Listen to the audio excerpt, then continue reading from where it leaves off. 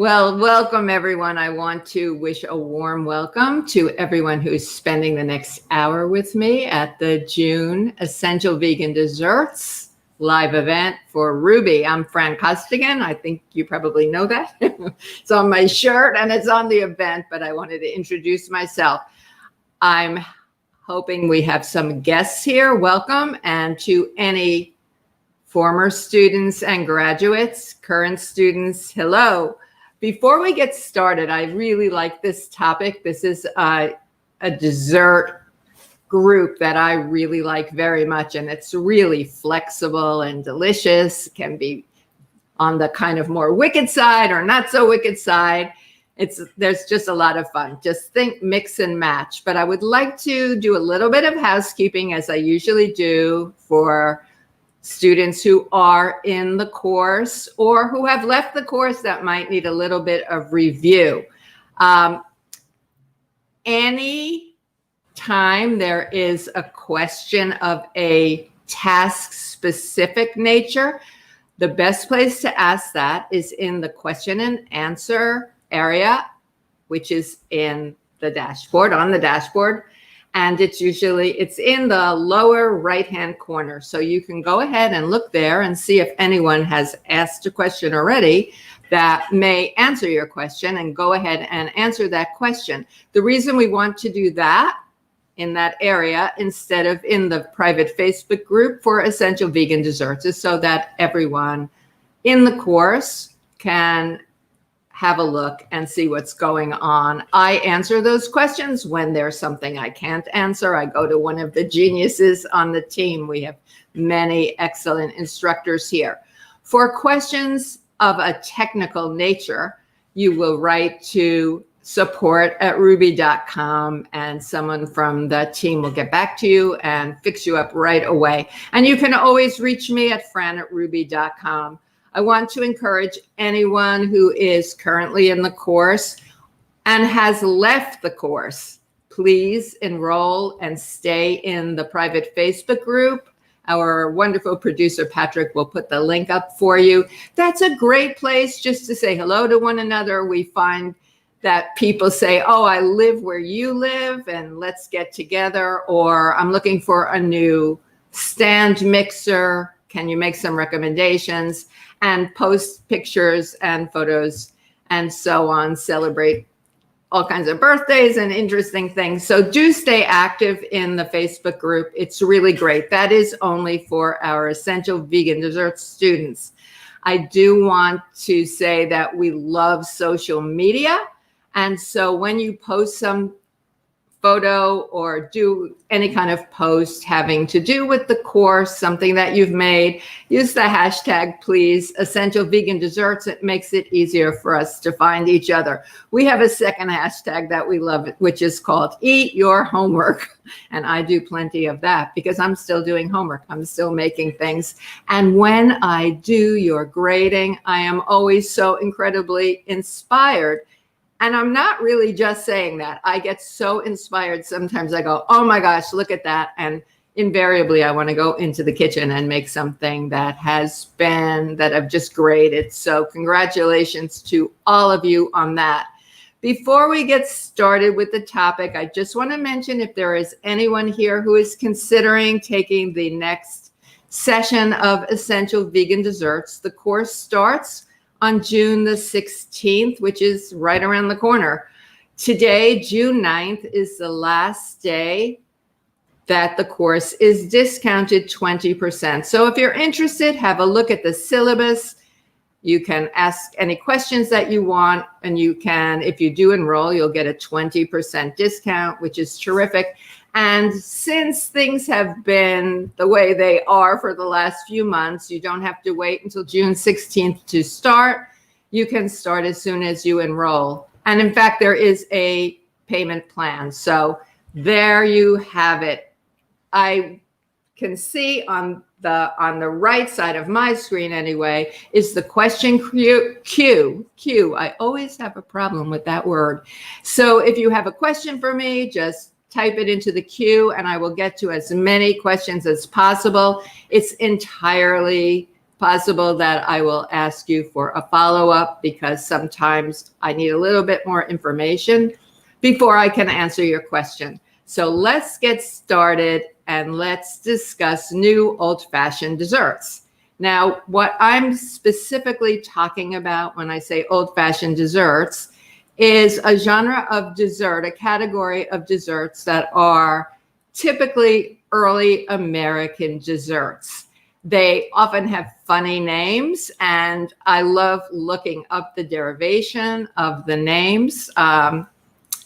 It's local. You know, sometimes a dessert is called a sonker. I've actually never seen a restaurant menu for a sonker. That's S-O-N-K-E-R, but that's a buckle somewhere else.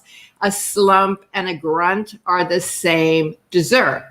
A slump grunt, the slump/grunt is essentially what it is it's a quite liquid fruit dessert. Fruit, any kind of fruit, seasonal. The key to these desserts is seasonality. So the fruit is cooked in more liquid than it would be when you're making a cake or a crisp, for example. And then a very soft biscuit dough is mixed up and just spooned on top of the hot fruit that's cooking. And then the key is to cover the pot. This is a stovetop dessert, so it's really handy for the summer when you don't want to heat your kitchen, but you have to get that lid on really tight. So if you don't have a lid that fits really tight, put some aluminum foil and then the lid. And what happens is the biscuits actually steam. So the question, as I understand it, was, or is, remains, are the biscuits slumping into the batter and therefore you have a slump? Or is the batter grunting as it steams? I don't know. I don't actually have my ear to my pot, but this is something that I make very frequently. It's one of my first vegan desserts and I just love it. In the summer, I typically make it with blueberries. In the winter, I like cranberry, pear, apple, any fruit that you like. One tip that I can give you about desserts, because I know that there are people who would like less sweet desserts, and there is a whole category of dessert that you can make without any added sugar. We're talking about fruit desserts here. So you want to taste your fruit and ascertain before you start cooking with it the sweetness level. I mean, you can have two peaches and one is so super sweet and another one's not so sweet. I've got a plate of blueberries and strawberries here. These blueberries happen to be really tart, so I might want to sweeten them up a little bit more. One thing that you can do instead of using granulated sweetener or maple syrup is to mix some dried fruit in with your fresh fruit, because dried fruit is inherently really sweet. So that's something that you can do. And don't forget about herbs. This time of the year, I like to use chopped up rosemary in my fruit desserts. I like adding some super sweet cherry tomatoes. Now, we know that botanically tomato is a fruit and not a vegetable, but it's used as a vegetable. But you might want to try that with a strawberry or raspberry dessert sometime. It's really lovely. With an herb like basil, you might want to add that later because it's more fragile. So I'm going to show you something that I made, a strawberry shortcake-ish. There are lots of ways to make strawberry shortcake, and I want to go over that with you and tell you how we might take a classic strawberry shortcake and make it more modern. Of course, if it isn't broken, don't fix it. If you like your strawberry shortcake to be a couple of biscuits, some cream, and strawberries, raw, fresh strawberries, a little bit of sugar on them so that you get some juice, then that's what you do. But there's lots of ways to look at this.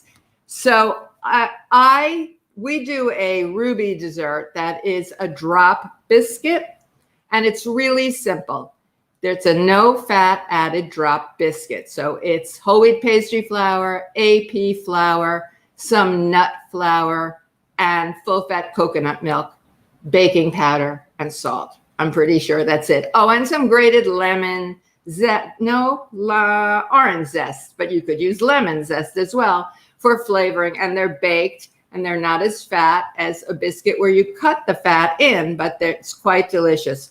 I decided to make some biscuits last night because I wanted them when I saw the strawberries.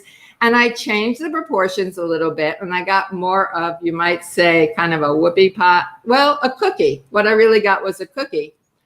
One of the more popular recipes in this course is roasted strawberries. So you take strawberries that don't have too much flavor, and we make a sweet balsamic reduction, which is absolutely out of this world. I use it on a lot of different things, actually, and roast the strawberries, and you get this lovely syrup. The strawberries aren't mushy when you do it right, and you can kind of dress up your shortcake.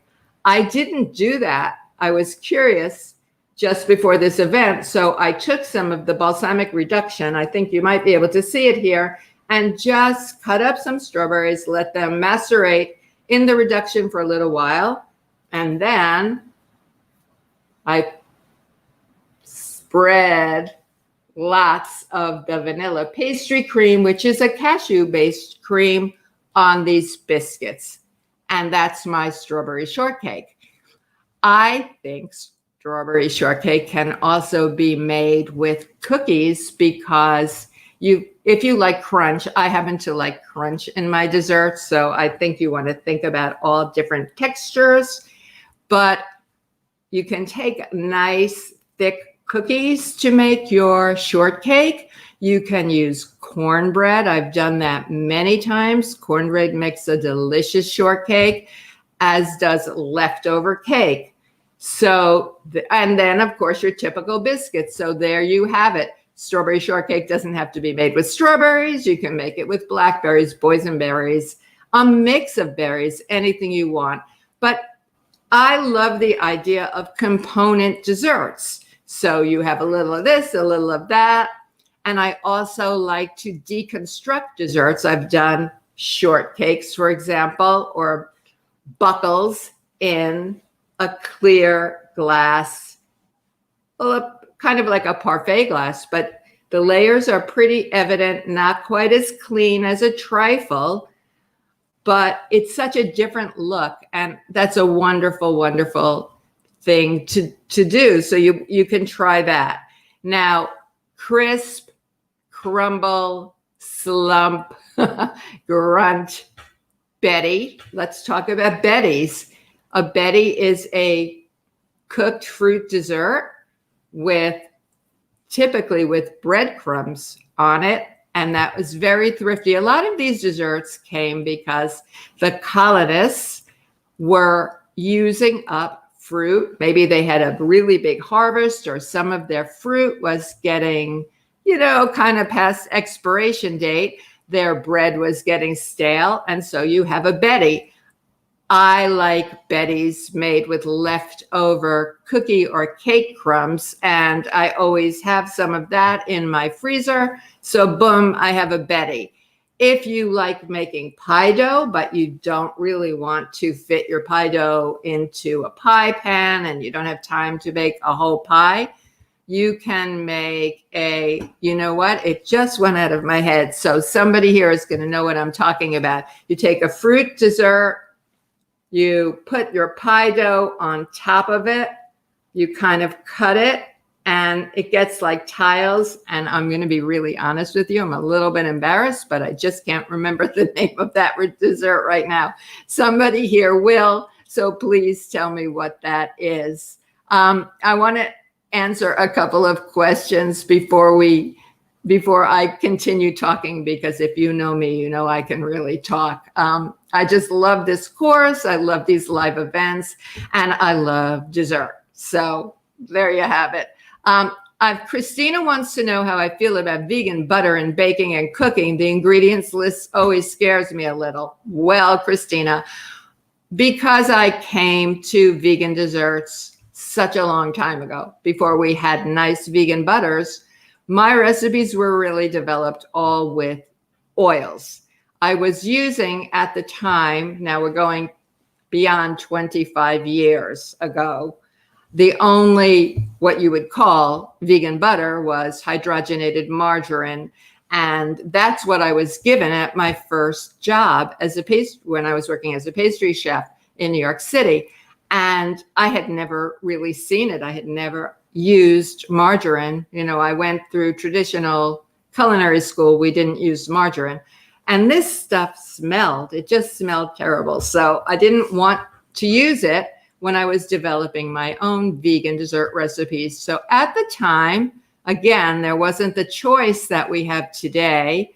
I was using organic canola oil because that was the oil that I could find. Now, I'm going to put a little pin in that and tell you canola oil, that's just an acronym for Canadian oil or something like that. The canola oil is rapeseed oil. That's what it is.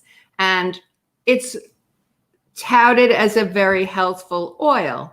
However, unless that oil is organic, it is absolutely filled with chemicals. So you really, if you're using canola, which is an oil without a flavor, so that's a good thing to use in desserts, you want to use one that is organic. Otherwise, there's lots of herbicides, pesticides, and it's been genetically modified. As time went on, I started using a mild flavored extra virgin olive oil. I used the one by California Olive Ranch, which is available in the United States. I know we have people from all over the world at Rouxbe, and I think I love that part the best because it's such a diverse, we have such a diverse conversation, and I get to see desserts from really absolutely everywhere in the world. But back to the fat. Today we have nice vegan butter. They're not all equal. They're one of the most popular ones, Earth Balance, is very salty. So if that's one that you're using, you know, you always want to read labels, that's for sure. So the simpler the label, the more healthful the ingredient. Earth Balance is very salty. You want to cut back on your salt. It has a particular taste I don't especially enjoy. I like Miyoko's butter, Miyoko's artisan vegan butter. So that's Miyoko's Creamery. You can find that online. It's Miyokos, Miyoko Schinner, who I've known for a really long time. Her butter is cashew based. It's cultured. It works just very much like dairy butter. Miyoko has just come out with an unsalted version, which is really great for baking, and an oat milk butter that's sensational. It tastes really, really good. So Christina, find something that you like that doesn't have a lot of icky ingredients. But I will say that in the course, we have a link to making your own butter that Miyoko shared with us. So people in the course, you can access that. Everyone else, you can probably find that on your own. Now, Taz wants to talk about solidifying raw vegan desserts without the saturated fat derived from coconut oil. I've tried agar, but do not get the fluffiness, for example, in a raw cheesecake. Okay, well, Taz, you're on the right track with agar. Agar is vegan gelatin. So you think of it, I think of it as the better Jell-O, okay? It's an ancient food. It has been used historically in Asian cuisines for millennia. It's seaweed is what it is, and it gels in the same way that gelatin does. It comes in a few forms. The forms have different strengths, so there you go. But it's going to gel, which is different from making something fluffy and firm. In the course, we go over using a starch slurry. So that's a starch like arrowroot cornstarch, sometimes tapioca starch, that is dissolved in a liquid in conjunction with agar, and you get a creamier set. I use that to make panna cotta, for example. And so you might want to try that. You're not getting the fluff in your raw cheesecake from the coconut oil or coconut butter. That is there to help set the dessert, but the fluff is coming from the other ingredients. For example, cashews are very much used as a base for cheesecake. So play around with your formula and see what you can do. Now, the words play around with your formula, right? I still test desserts. When you aren't sure, when you're developing a recipe, you really don't want to make a whole recipe because perhaps it's not going to work just the way you wanted it to the very first time. In fact, that's pretty likely, unless you're having a really lucky day. So cut the recipe in half. You have it written down, make every single change, because for sure you'll forget one. You'll forget to have one. So write every one down, maybe even divide it by 4 if you can, and see what goes on. When you're developing recipes, you really can only change one thing at a time, maybe outside of the extract. So it's a process and it takes a little time. But good luck to you, Taz. Marjo wants to know, the vegan quick bread recipes at your work are dry. Well, if they're dry, there's a problem with your recipes, and you're going to need to find some really, better recipes. I find quick breads that I make that are in my cookbooks, that are in the course, if anything, they're exceedingly moist, and I have to consider how to keep them moist and tender without being gummy, because vegan desserts can go from moist to gummy when they're not baked right, or there's tons of factors. So I would say to you, Marja, that you just need to find some different recipes. Now, Farah wants to know, how can I become a professional chocolate teacher? What are the basics I should learn first? Well, Farah, I don't know where you are in your chocolate studies, but in order to become a teacher, an instructor in chocolate, you need to know the foundations for sure, and then keep learning. So the best thing to do is to take a course in chocolate making. There are a lot of very good books if you don't want to take a course, but you absolutely, this goes across the board. You have to learn the basic techniques. What we do in Essential Vegan Desserts, now the word vegan is there. This is a vegan dessert course. However, we're all about foundational technique. That is always key. And that doesn't get thrown out the window when you're not using eggs and butter and other kinds of dairy. So when you're making a pie crust, whether it's a traditional pie crust or a vegan pie crust, we're following the same rules. We're using cold ingredients, just enough liquid, letting the pastry dough rest a few times, and so on. So you always need to know the foundational techniques of anything that you're doing. You want to measure really carefully. I would implore everybody to get a digital scale. When a recipe says half a cup, that's fine. But keep your own notebook with what a half a cup of AP flour is, what a half a cup of whole wheat pastry flour is, and so on, because the cup weight can be different depending on your particular cup. And there are so many charts out there that do conversions for you. For example, going back to the AP flour, for example, 1 cup of AP flour weighs X grams. If you look at a number of charts, you'll see that there are variables. I noticed that for sure when I was writing my vegan chocolate book.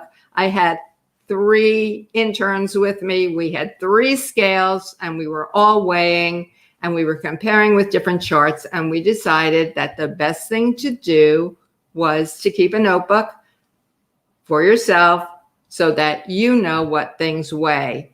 And that will serve you really, really well.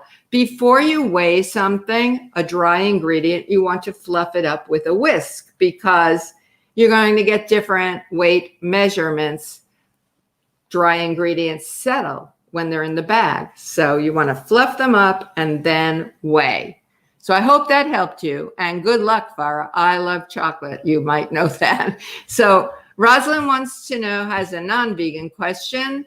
How do you combat sponge mixture from curdling when the eggs are added to the sugar and butter? You have the eggs and butter at room temperature. Okay.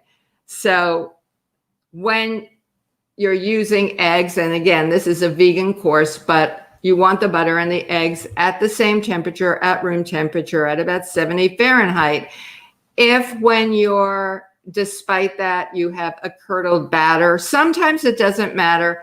Sometimes adding a tablespoon of flour, mixing it in or beating it in will help the batter. And sometimes it will bake out okay, but try. And also adding the liquid a little at a time might help, but try adding an extra tablespoon of flour. Yes, Linda, thank you. Linda's one of our star students. It's a dowdy. It's a dowdy. Back when I said you've got a pie plate full of, or a casserole dish full of fruit that's cooking and you put your piece of pie dough on top and kind of cut it. That's what it is. Thank you, Linda. Now, Kim says she once made a dish called a Huckleberry Buckle. When I baked the layers reversed themselves and stayed separate.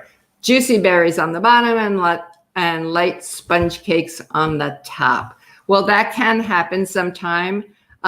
It might be because your berries were super, super juicy. It might be because your batter was on the thin side. When I do a buckle, I look at a recipe for a cake batter that's on the thicker side. Many of my cake batters are thin. So I even warn in the recipe, I say, don't worry, this batter is really thin. Some are thicker. For example, my big orange bundt cake batter is quite thick. That's the kind of batter I would use for a buckle. And going back to the slump grunt, when that sets and, I like to eat it while it's warm, and then you have a piece of biscuit and lots of fruit. But if you leave that for a few hours or overnight, what you kind of get is a buckle, and you have fruit on the bottom and cake on the top. So another thing that you might want to do, Kim, is to lightly flour your berries and see if that will make a difference. So Kate says, one of my favorite recipes from your vegan dessert class was the chocolate cake to live for. That was my breakthrough cake, the chocolate cake to live for. Some of you here undoubtedly know Rip Esselstyn, the Engine 2 diet, or a vegan fireman. And that was his wedding cake. So that was my breakthrough cake. Once I had that one, I knew I was on my path to doing good vegan desserts. In a subsequent class, you mentioned a change in the recipe to make it more stable. It is stable the way it is. It's a very tender cake. But what I did during this long stay-at-home period, I've been at home since March. That's a long time. So I broke one of my rules, which is when you have a recipe exactly where you want it, leave it alone. Leave it alone. I have a tendency to want to play, and I go, Fran, that recipe is perfect. Leave it alone. But I divided the recipe by a quarter for the chocolate cake to live for. I can't really remember why I thought about making it differently. And I believe that I added a little more flour. I mean, a little bit. I would have to look it up. A little bit more cocoa powder and a little less maple syrup. And I thought that's really good. This would be a good cake too if I was doing a great big wedding cake or something like that. I had a number of people taste it. You know, I have neighbors here where we can't visit each other, but I can leave something at their door with permission. And at the time I was baking with a mask on, and they liked it. The next thing that I do when I'm testing is I have a taste as soon as something is cooled or set. Then how is it after an hour at room temperature? How is it in the refrigerator? How is it in the freezer? And ultimately, I decided that I was sticking with the original cake, that I liked it better. So that cake does work for cupcakes. They're tender. They're tender. I know I had written somewhere, don't use this cake to make cupcakes, but many people are doing it. They're just very tender cupcakes. So you can go ahead and do that. Do you have a great recipe for blueberry pie? Well, blueberry pie is pretty personal. And, you know, I'm going to confess here that I'm not a real pie person, meaning I can make a great pie, but give me cake, give me cookies, give me ice cream.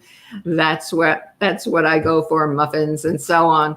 So there are a lot of good blueberry pie recipes. And I think I have one in my book, More Great Good Dairy-Free Desserts Naturally. I don't have one in my head. Rod, it's nice to see you here. Rod just completed the course and loved it. And you continue to make the desserts in the course. It's a great experience. Thank you for that, Rod. It was a pleasure to work with you. Your work was always great. And what Rod is bringing up is really a very good point, which is for those of you who are in the course, perhaps you only did your assigned recipes, but there are so many wonderful recipes in the course that you can now, if you're finished and you have some extra time, go back and make those other recipes because they're really, really good. You make sure to stay in the group, Rod. I just really loved working with you. So congratulations, you did a great job. So Rod says, how do you typically use your recipe in the course called Indispensable Nut Cream? I've used it in various applications, but would like to know my preference. Well, you know, if you've used it in different applications and I'd like to know what they are, then I'd like to hear from you about how you'd use it. So the cream that Rod is referring to, the cream that I showed you, the white cream, which is a cashew-based cream that I call vanilla pastry cream.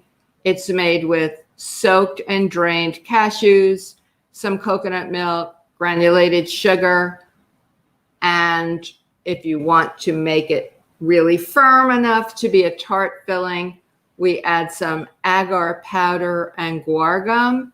This is all done in a high-speed blender, and the blender is run until there's actually smoke coming out of the blender, meaning that the cream has boiled. You need to do that to activate the agar. When I'm using that cream I would say that's indispensable too. As a pouring cream, I don't use the guar gum and I don't use the agar because it's really thick enough. I mean, it's not like you're pouring a glass of soy milk or oat milk or even cream, coconut milk. It gets thicker than that.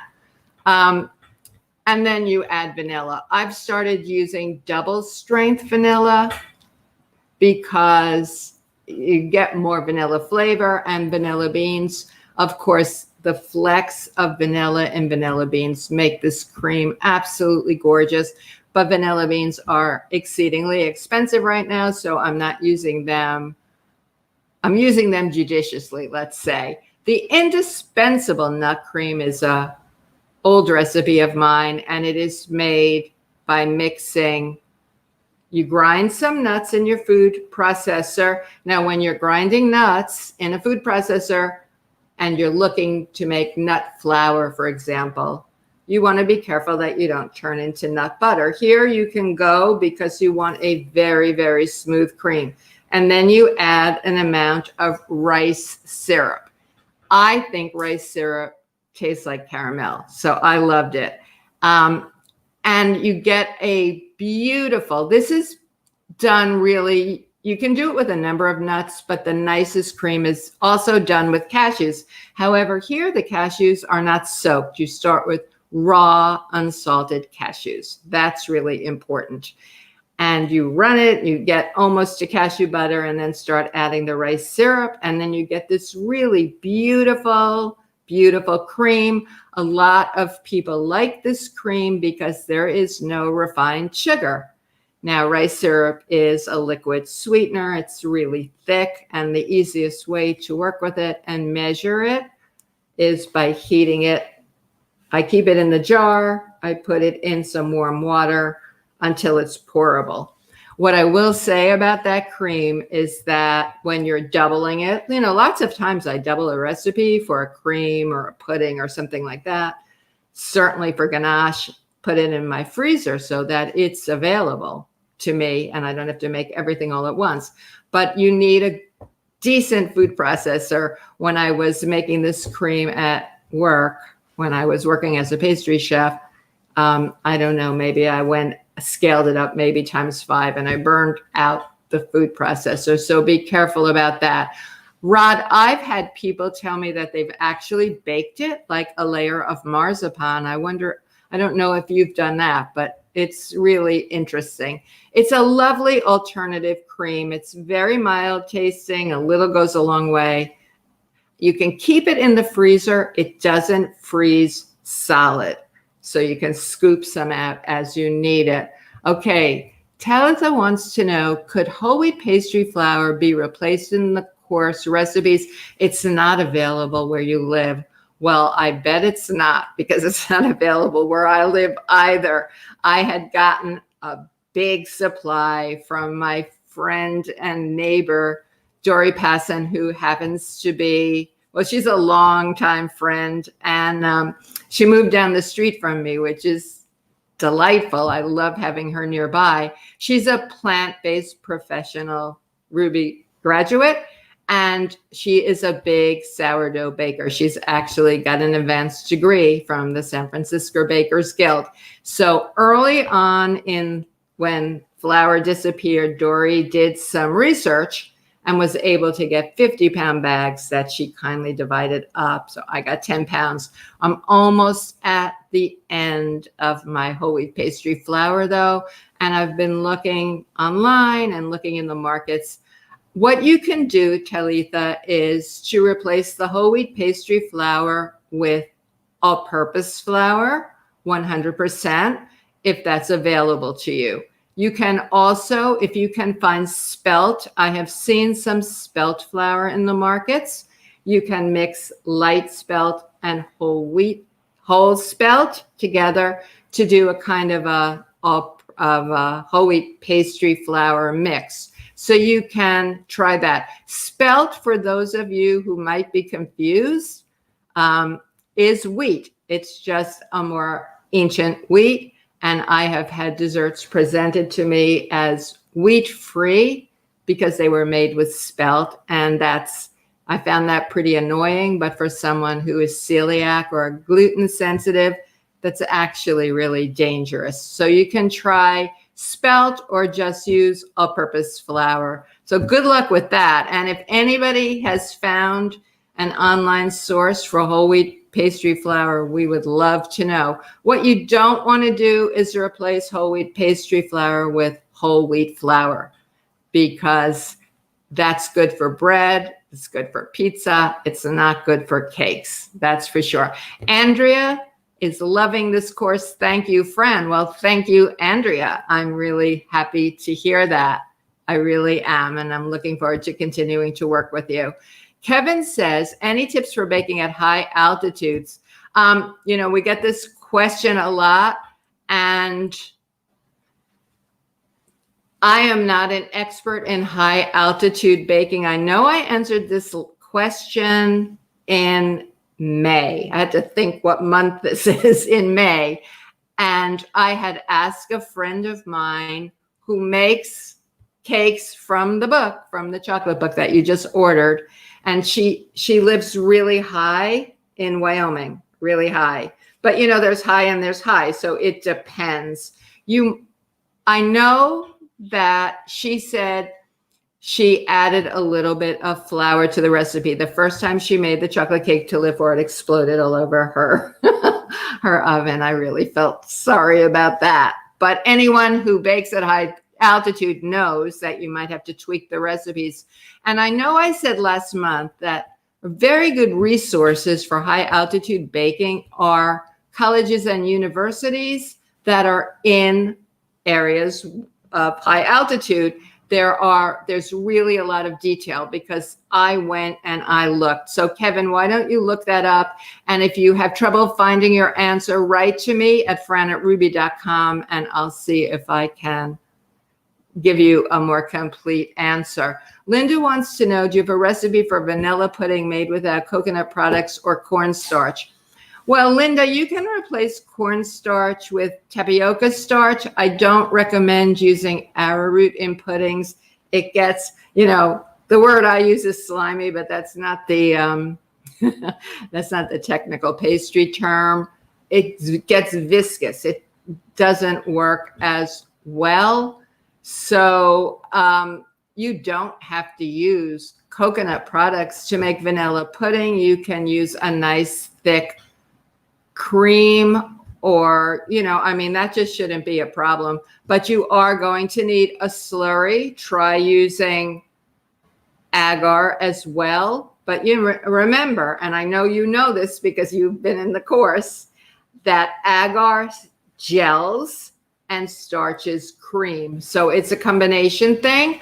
My original chocolate pudding, going back what feels like a million years ago, was made with agar and probably not cornstarch because I didn't use cornstarch in those days, and a starch slurry. So what you can do is do something like that. But again, watch out if you're using arrowroot for this sort of stringiness.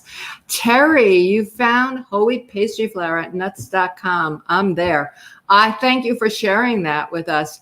I like nuts.com. We have local in Philadelphia, I guess probably throughout Pennsylvania, have local nut and dried fruit shop. And there's one right in my neighborhood that I really liked. But since they were closed, I found nuts.com and their product is really clean and really fresh. And I thought that their shipping, their customer service, everything was terrific. So thank you for that. You found it last week. Well, a lot can happen in a week. It's like everybody started baking bread.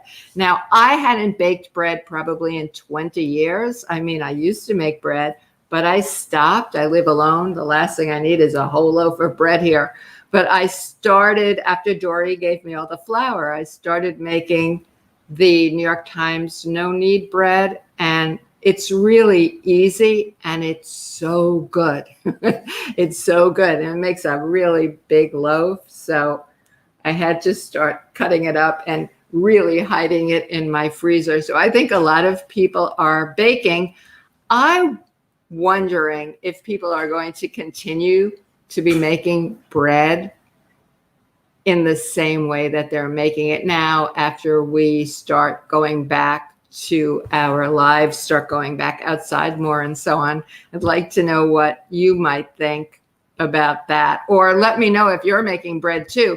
But another thing I did with the extra bread that I made, I don't like waste ever. I'm a no waste person, but it really got underscored during this time. And so I made, if I had leftover bread or my bread got stale or one loaf didn't turn out the way I wanted it to, I made breadcrumbs, I made croutons, and there's a lot you can do. And also there's a Japanese recipe. This is on my blog, francostigan.com, for something called asando, S-A-N-D-O. It's a thing. And it's made with strawberries, very particular strawberries that are Japanese grown, but I made them with local strawberries. And it's a piece of bread that's spread with a cream. Theirs was a dairy cream. I did it with the vanilla pastry cream, and then you arrange strawberries. I put some kiwis on there too. And don't forget about French toast. We can make a really nice vegan French toast. So there's tons of things we can do. Hilda wants to know if I've used swerved or monk fruit for sweetening. I have, and I don't, is really my answer. And I'm not judging. I'm not saying you're wrong, I'm right. I understand that there are people who want to avoid sweeteners. There are desserts that can be made without added sugars, but I would rather use a little bit of organic cane sugar. I use organic, vegan, fair trade cane sugar or coconut sugar or whole cane sugar, which you may see as sucanat or repadura, instead of using swerve or monk fruit, because to me they are too processed. I know there are people who use them for many reasons.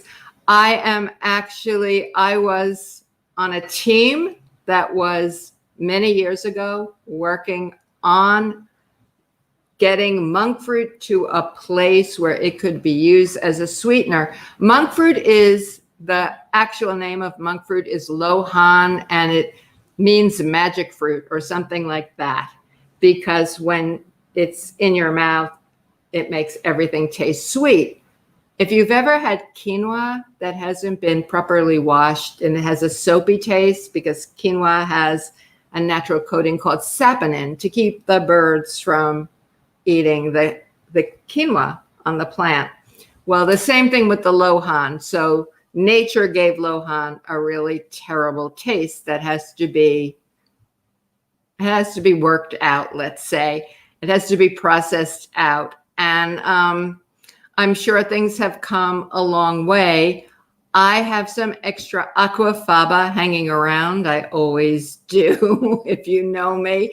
And I do have some of these sweeteners. So I'm going to see about making some aquafaba meringue using swerve. I have a monk fruit. I have something. There's a new sweetener from Wholesome Sweets that's made very differently. And I'm going to give it a try. Often these sweeteners have an aftertaste.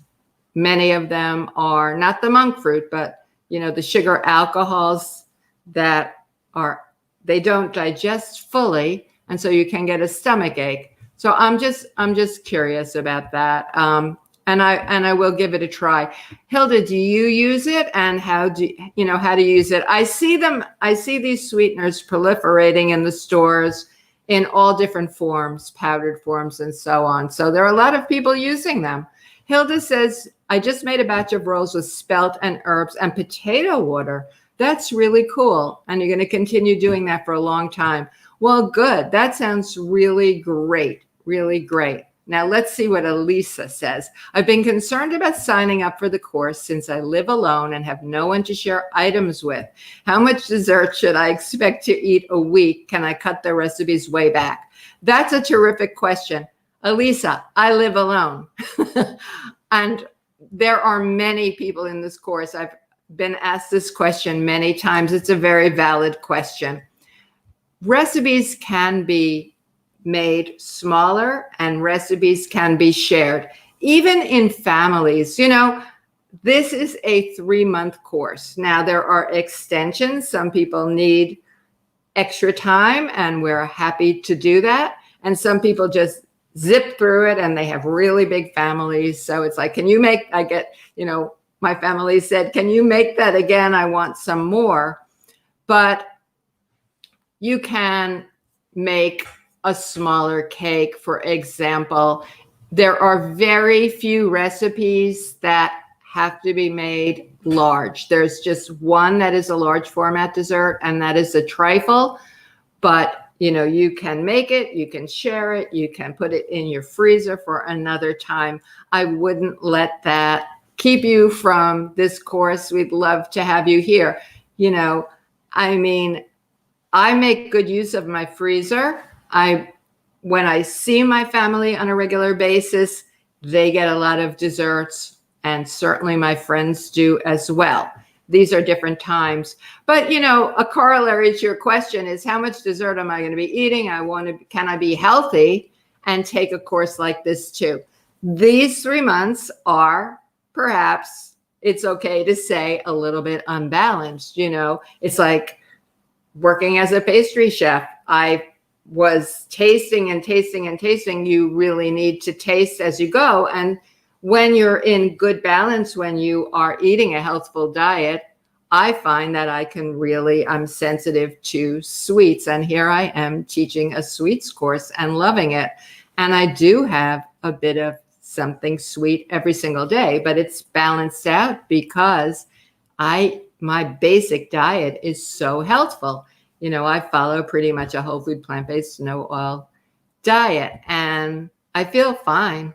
That said, I've got a birthday coming up, and I'm going to be making myself a really big birthday cake. So yeah, I wouldn't worry about that. You can certainly cut the recipes, and if you have any problems, you can write to me at Fran@Rouxbe.com, and I'm happy to work with you there. It looks like we got through all the questions this time. I didn't last month. If anybody has any final question to ask me, or something's come up that you have thought about, let me know now. Let's see. Oh, hi, Lydianne. I live alone too. It's amazing. You can freeze them, and you don't need to buy any sweets anymore. I agree.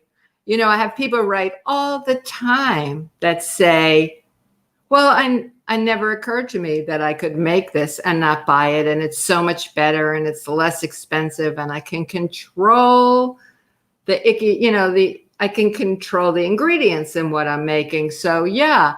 Now I'm going back to this cream again because, I'm sitting it on that plate, and Patrick always laughs because as soon as we say goodbye and he and I have a little chat, I start eating whatever the plate was for today. But that cream will stay in your refrigerator for a few days. You can put it in the freezer. When it's frozen, it almost tastes like ice cream. I divide things up. Recently, I decided to see if I could make that cream work in the way, like a creme fraiche, because that's a taste that I really liked. I added a small amount of probiotic powder. I added some lemon juice. I kept it on my counter for a day. Tasted pretty good. I kept it on my counter for 2 days. I asked some chef friends to taste it. My friend Kathy said, I think this is just right. And so now I have creme fraiche, which also can stay in the freezer. So that's really a nice thing. To answer my question, I did buy some Swerve, but I haven't used it. You prefer honey, even agave. Coconut sugar is agreeable, which is apparently made from the flour. So I don't use honey. I will say that. Now, vegans tend not to use honey because it's a product of a bee, and that's an animal. But I did see a movie called Queen of the Sun, and I would recommend everyone look at that. Without bees, we have no food. So local honey, I think, has some benefits. And I know that can be controversial to vegans, but that's the way I feel about it. But I don't like the way honey bakes at all. So I make honey using maple syrup, some agave. A new sweetener, or new to me sweetener that I really like, is date syrup, which is also called Silan, Slian. I use one from Soom Foods, Soom, and it tastes like a milder molasses. So I really like that, and it's pretty whole. I look at them as whole, but then again, you have to remember that what we're doing is making desserts, right? So my first boss said, when I was in this holier than thou, I just became vegan. I'm not using any sweetener at all. And I took all of the sugar out of the brownie recipe for the restaurant. And he said, Costigan, you're making brownies, not brown bread. And he really had a point. So the way I eat desserts is I match the sweetener to the recipe. I'm not going to use coconut sugar in a lemon cake. I'm going to use organic cane sugar. I can use coconut sugar in a chocolate cake, perhaps. Depends who I'm baking for as well. And then the thing is, I serve smaller pieces. I serve smaller pieces and fill out the plate with fruit. Because if you eat something, if you eat a piece of cake, you expect it to taste like cake, and then you're satisfied. If not, you might be eating the whole cake just to get this experience. So that's what I have to say about that. Linda says she made a cashew cream and added vanilla to half and herbs to the other half. The herby version ended up, oh, yum. That sounds delicious. So Linda's herby version ended up in a pasta casserole. That sounds absolutely delicious. And about this cream, and I'm going to end with this, I have made it with soaked whole dates. I've taken the cane sugar out and I made it with dates. Now, it's not white. So if you're looking for a whiter cream, this is not for you, but it's absolutely delicious. So I want to encourage you all to make these mix and match. Think of these as building blocks. You can take a cobbler filling and put a crisp topping on it. You can take a slump filling and put drop biscuits on. Just make the filling, bake off some drop biscuits, put it on top. Have a good time with all of this. I know some of you may be down under and it's winter, but you've got winter fruits. So have a good time, eat happy, be safe. And until I see you in June, I hope no, this is June. This is like the third time in a row I've done that. Until I see you in July, everyone, have a great month. Have a great rest of the evening. And thank you for being here. Goodbye.